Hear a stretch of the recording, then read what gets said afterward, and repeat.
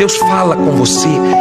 Tem dias que Deus te prepara. Tem madrugadas que Deus te acorda do nada. Não é vontade de ir no banheiro, não é nada. É só para você orar.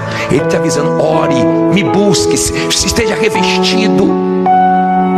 Quando você está dentro do plano de Deus, ninguém te engana. Pode fazer as coisas mais escondidas, Deus traz tudo à tona para você. Quando você crê no plano de Deus, você está protegido nos lugares mais perigosos. É mais fácil quem quer te matar morrer do que tocar em você.